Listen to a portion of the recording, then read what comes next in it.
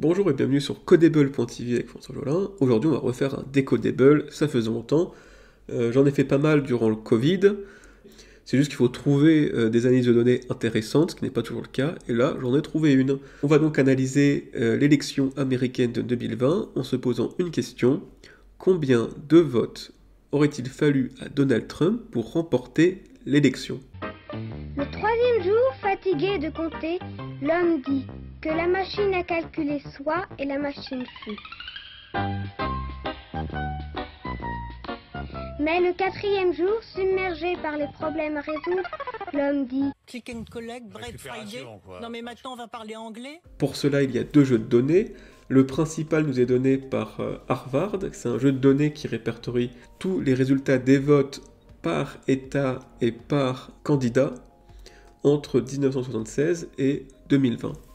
Le deuxième, c'est Wikipédia, qui nous donne des informations assez macro qui vont permettre de corroborer les données de Harvard, mais qui nous explique aussi comment fonctionne l'élection américaine. Et c'est intéressant puisque quand on regarde les chiffres macro, quand on voit que Joe Biden a eu 81 millions de voix et que Donald Trump a eu 74 millions, on se dit c'est plié d'avance. 7 millions de voix d'écart, il n'y a pas la peine de tergiverser, c'est Joe Biden. Quand on voit que Joe Biden a eu 306 grands électeurs et Donald Trump 232, alors qu'il en fallait 270, on se dit c'est couru d'avance, aucune manière de gagner. Mais quand on sait comment fonctionne l'élection américaine, on peut se dire c'est moment d'aller creuser. Puisque l'élection américaine fonctionne par des grands électeurs, ça signifie que dans chaque État, un nombre de grands électeurs est assigné au prorata de la population, et le candidat qui arrive en premier dans cet État rafle tous les grands électeurs. C'est donc un système de bascule incroyable où, à quelques voix près, des États passent un l'un pour l'autre et donnent des dizaines de grands électeurs d'un coup. Alors évidemment qu'il y a des bastions qui ne bougent pas, la Californie avec ses 55 grands électeurs démocrates restera démocrate encore pour longtemps, le Texas avec ses 38 grands électeurs restera républicain pour longtemps, mais il y a des États toujours indécis d'une élection à une autre et qui peuvent faire tout le résultat. Enfin, il faut noter deux États qui ont, eux, des grands électeurs au prorata des votes, NE et ME, je ne sais pas spécialement les noms de ces États. Comme vous voyez, ils sont chacun piqués un grand électeur dans un cas républicain et un grand électeur dans le cas démocrate. Ces États ne vont pas faire partie des États changeants pour Donald Trump. J'ai donc simplifié le calcul en disant qu'ils étaient eux aussi winner take all, puisqu'ils ne jouent absolument pas dans le résultat de l'élection. C'est parti, on commence donc avec, toujours pareil, un notebook, c'est-à-dire que les données sont open source, accessibles à tout le monde. La manière dont je traite les données est aussi open source, accessible à tout le monde, et ainsi tout le monde peut vérifier comment j'arrive au résultat et si je me suis trompé ou non. On prend donc le jeu de données de Harvard, on sélectionne l'année 2020, on répertorie tous ceux qui ont voté pour Donald Trump, on répertorie tous ceux qui ont voté pour Joe Biden, et on répertorie tous ceux qui n'ont voté ni pour Biden, ni pour Donald Trump, à savoir les petits partis. Enfin, on peut déjà commencer à vérifier les données, c'est-à-dire que d'après le jeu de données data d'Harvard, il y a 74 millions de personnes qui votaient Donald Trump. C'est la même chose pour Wikipédia, à 8 voix près, c'est ici, c'est donc très fiable. Pour Biden, c'est 80 millions de voix dans les datas, 80 millions de voix également dans Wikipédia, à 16 voix près, c'est donc très fiable.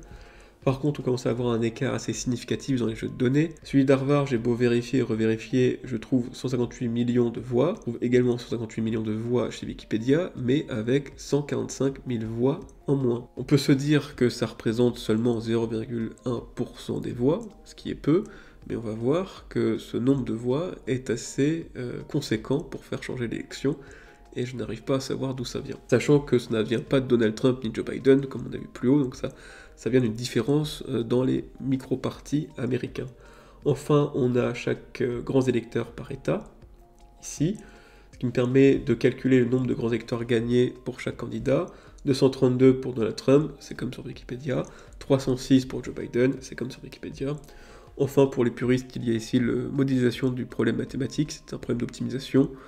Comment avoir le minimum de voix pour gagner, grosso modo. Sachez que j'ai résolu ce problème d'une manière exhaustive, c'est-à-dire j'ai joué tous les états, toutes les possibilités pour savoir laquelle donnait le plus de voix minimum pour gagner. Et en regardant le résultat, je me suis dit, bah c'est con, et pas la peine de sortir la tirée lourde, il y avait une manière beaucoup plus simple. Donc c'est la manière que je vais vous montrer, Et pour ceux qui se demandent est-ce que c'est bien la solution absolue, bah oui, c'est la solution optimale. La manière la plus simple, c'est tout bonnement de calculer les écarts de voix entre Biden et Trump, ce qui nous donne ce tableau ici. Donc quand c'est négatif, c'est que c'est Trump qui a gagné avec 60 000 voix près. Quand c'est positif ici, c'est-à-dire que c'est Biden qui a gagné à 10 000 voix près. Et la stratégie pour calculer le nombre de voix minimales pour faire gagner Donald Trump est très simple. On ne garde que l'écart positif, on le trie d'ordre croissant, on y ajoute les grands électeurs, et enfin ces grands électeurs, on ajoute la somme des grands électeurs de Donald Trump. Ce qui nous donne ce petit tableau où en fait tout se joue ici. C'est-à-dire que si Donald Trump avait gagné l'Arizona, qui est un état qui s'est joué à 10 000 voix près, donc s'il y avait 10 000 voix qui seraient passées de Joe Biden ou d'un micro-parti à Donald Trump, il aurait gagné cet état, il aurait gagné 11 grands électeurs, son score serait de 243. Si il aurait gagné GA, donc je ne sais même pas c'est quoi le nom de l'État, il aurait fallu seulement 11 000 voix, pareil, qui passe de Biden à des micro-partis à Donald Trump. Ça aurait gagné 16 grands électeurs, 259, le Wisconsin, 20 000 voix, 10 grands électeurs, 269 de justesse, et enfin le Nevada pour finir, avec 33 000 voix, 6 grands électeurs, 275, soit le score suffisant pour être élu président des États-Unis, qui on rappelle était à 270. Autrement dit, l'élection américaine s'est jouée à quelques dizaines de milliers de voix dans 4 États précis.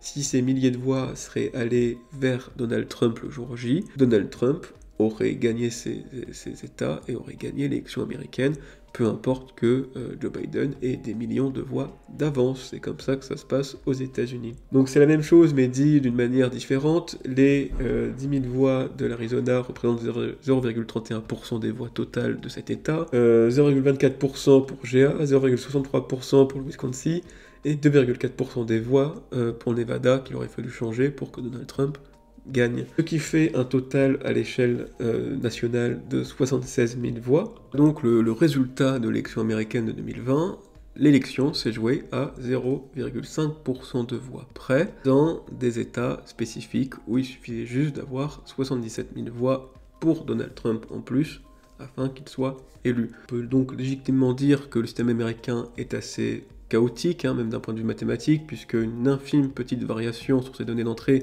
donne des résultats totalement différents.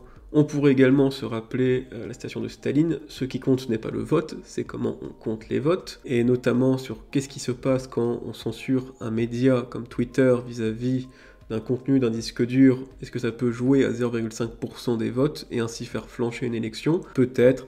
En tout cas, en tant que Français, je m'aviserai de commenter le système électoral américain, puisque au moins les Américains ont 500 grands électeurs, et c'est eux qui votent pour les grands électeurs.